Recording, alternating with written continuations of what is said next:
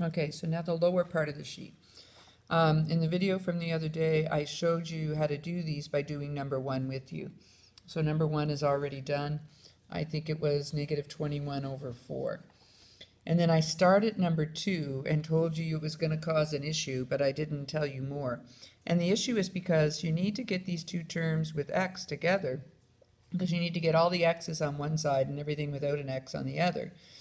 But you can't add these together because this first term has a y. Some of you would be tempted to divide by y, but that's true, then you would have just 4x. But if you divide this by y, you have to divide this by y, and now this term with an x has a y in it. So that isn't going to work. And I know for some of you I did this in class, but not all of you. That's why it's in this video, for those of you who've already seen this. So the trick is you're going to factor the x out. You're going to, because there's an x common in this in these two terms, we can pull it out front. And then in this term, if we pull an x out, we're left with just 4y. Plus, in this term, if we pull an x out, we're left with just 9 is equal to 14. And now to get the x alone, divide by what's in the bracket on both sides. Because when you do that, then this cancels, and so you're left with x is equal to 14 over 4y plus 9.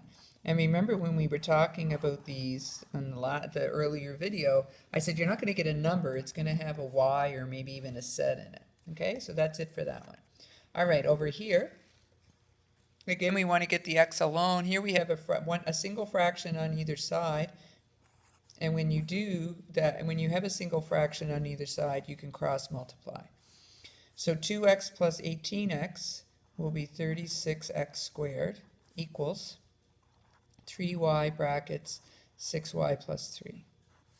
Okay, so 36x squared is equal to, multiplying through, 18y squared plus 9y. And then divide both sides by 36. So you have x squared is equal to 18y squared plus 9y over 36. It's x squared though, and you want x, so take the square root.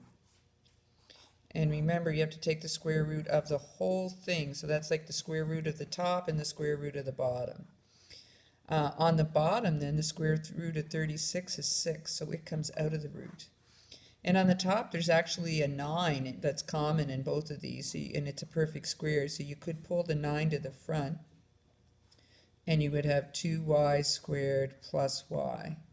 And then since 9 is a perfect square, you could write this as x equals 3, because you can pull the 9 out, root 2y squared plus y over 6. And then, of course, the 3 and the 6 will simplify, so your final answer simplified would have these cancel, which is a 2 on the bottom. So it would be 2y squared plus y over 2.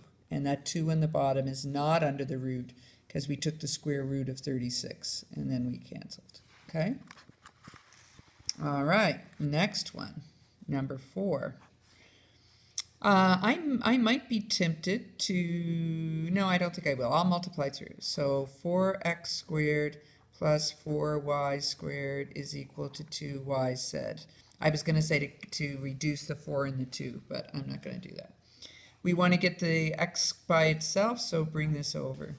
So it'll be 4x squared is equal to 2y said minus 4y squared. Divide both sides by 4. X squared is equal to 2y said minus 4y squared over 4. Take the square root of both sides, top and bottom again, and that's why I didn't reduce. I wanted to leave my perfect square on the bottom. So on the bottom it'll just be 2 outside the square root, and on the top 2y said minus 4y squared. Can't pull anything out here. Can't take out this 4y squared because it's not common, it's subtracted. You have to stop there. Okay? And number 5. I'd probably multiply both sides by 12 to get rid of the fractions. Okay, so if I multiply this by 12, I multiply this by 12, this becomes 4, this becomes 3. That would be exactly the same as cross multiplying. So you end up with 4x plus 7 is equal to 3xy plus 2x. Multiply through by your brackets. So 4x plus 28 is equal to 9xy plus 6x. Need to take all the terms with x to one side, so I'd bring my 4x over here. So to be 28 equals 9xy. And when I bring it over, it's subtract it, right? So it'll be 28 equals 9xy plus 2x. Okay, now we're back to what number 2 looked like. We have an x in two terms, but one term has a y in it. So I can't add these together. We have to go back and use that trick that we used up here, where we pulled the x out. Okay, so it'll be 28, and then on this side, pull the x out, factor it out, and you'll be left with 9y plus 2. And now we want to get the x alone, so divide by the 9y plus 2. So it'll be 28 over 9y plus 2 equals x. And I don't know about you, but it drives me crazy when I have the thing I'm solving for on this side, but there it is. Okay, so that's the back side of the math sheet completed. Please don't stress. We'll be using these things all the way along. You'll get better, I promise. So do not stress. The way you get better is by trying. And if you were supposed to know everything right now, well, then I wouldn't have to teach you. So just try to follow it, replay the video if you need to, but don't stress too much if you didn't get it on your own. Okay?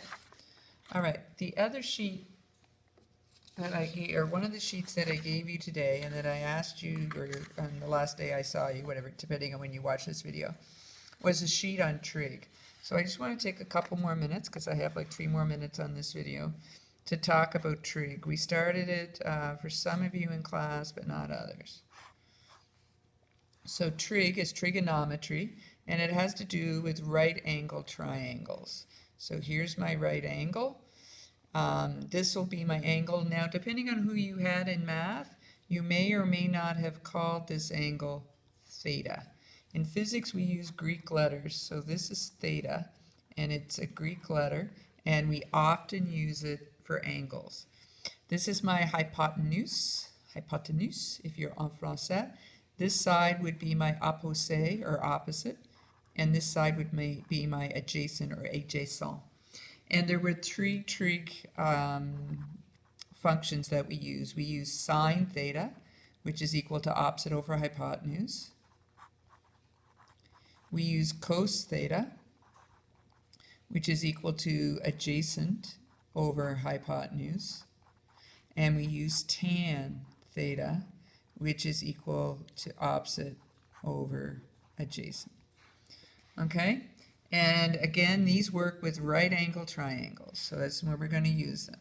So let's suppose I told you the opposite side was 5 meters and the hypotenuse was 10 meters, and I asked you to find theta and the adjacent side. Well, first, so we have the opposite and the hypotenuse, so we could use sine. So we would say sine theta is equal to 5 meters over 10 meters. Notice I put my units in. So sine theta is equal to 0.5. The 2 units cancel. And now you take your calculator and you want to get theta by itself, which means you need to do sine to the -1 of both sides. Because when you do that, then this will just leave you with theta.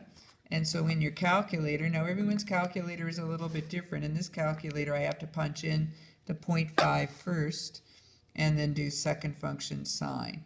And in most calculators that show this thing on the screen, you have to do the second